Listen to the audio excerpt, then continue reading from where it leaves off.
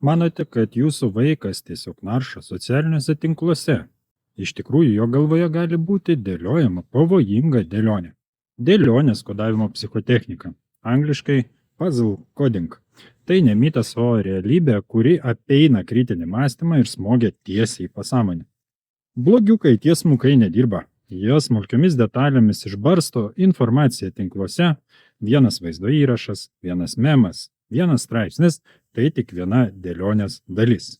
Šauliu tampa tas, kurio pasąmonėje susidėlioja visas paveikslas. Tačiau baisiausia yra tai, kad net jei vaiko galvoje susidėlioja vos viena ar dvi dalis, dėl manipulacijų pasąmonėje jam prasideda bipolinis sutrikimas. Kaip suprasti, kad vaiko sąmonė jau tapo taikiniu? Ieškokite bipolinio afektinio sutrikimo PAS požymių, kuriuos lengva supainioti su sunkiu paauglystės amžiumi. Emocinės supynės, staigus perėjimas nuo neadekvačios euforijos iki gilios depresijos, pykčio protrukiai, agresija lygioje vietoje, kurios neįmanoma sustabdyti žodžiais. Miego sutrikimai, vaikas gali nemiegoti paromis, būdamas per daug susijaudinęs arba priešingai ištisomis dienomis neatsikelti iš lovos.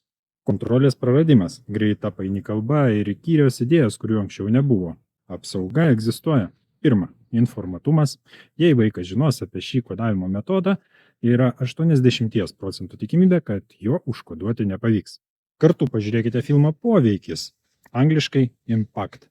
Jame šis mechanizmas išsamei išanalizuotas. Antra, mažiausiai kartą per pusmetį tikrinkite vaiką dėl bipolinio sutrikimo požymių. Reikalaukite, kad mokyklos psichologas patikrintų ir kitus vaikus. Jei tokie sutrikimai pasireiškia daugumai vaikų klasėje, tai rimtas pavojaus signalas. Pasidalinkite šio vaizdo įrašu su tais, kurie augina vaikus. Kas perspėtas, tas saugus.